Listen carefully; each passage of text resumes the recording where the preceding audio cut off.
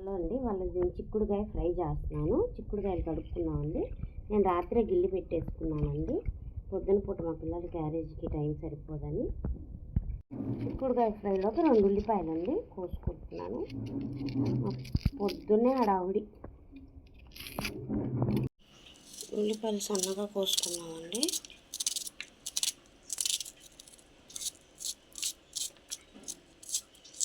చిక్కుడుకాయ ఫ్రైకి నూనె పోసుకుందామండి.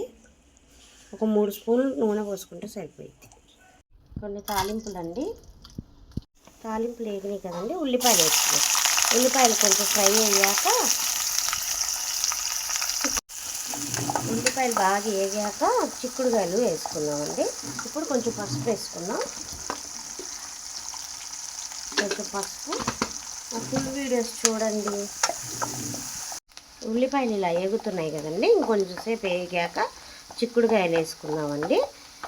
నా వీడియోలు చూడండి, షేర్ చేయండి, సబ్స్క్రైబ్ చేయండి, సపోర్ట్ చేయండి.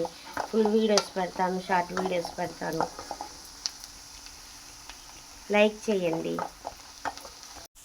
ఇప్పుడు చిక్కుడుకాయలు వేసుకున్నామండి. కడుక్కున్నాం కదా చిక్కుడుకాయలతో పాటు ఉప్పు కూడా వేసుకోవాలండి. ఇప్పుడు వేసుకొని బాగా కలిపి ఒక 5 నిమిషాలు మూత పెట్టేస్తాం. చిక్కుడుకాయలు 5 నిమిషాలు అయింది కదండి, ఇప్పుడు బాగా కలుపుకుందాం.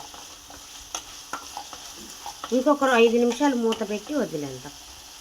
చిక్కుడుకాయ ఫ్రైలోకి ఎల్లిపాయ కారం దంచుకున్నామండి. 4 ఎల్లిపాయ రెబ్బలు వేసుకున్నాను. మెత్తగా దంచుకున్నాం. ఫస్ట్ ఇది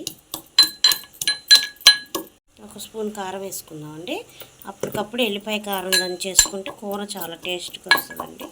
కూరకు సరిపడా వేసాను కారం. చిక్కుడుకాయలు ఇలా ఫ్రై అయినాయి కదండి, ఇంకొక 2 నిమిషాలు ఫ్రై అయ్యాక కారం వేసుకున్నాం. చిక్కుడుకాయ ఇలా ఫ్రై అయింది కదండి, ఇప్పుడు ఎల్లిపాయ కారం దంచుకున్నాం కదా, ఎల్లిపాయ కారం వేసేసుకున్నాం. వేసుకొని బాగా కలుపుకోవాలండి.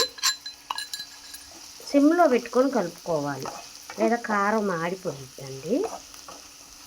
సిమ్లో పెట్టుకుంటే మనకు కారం మాడదు, కలర్ చేంజ్ అవ్వదు, బాగుంటుంది.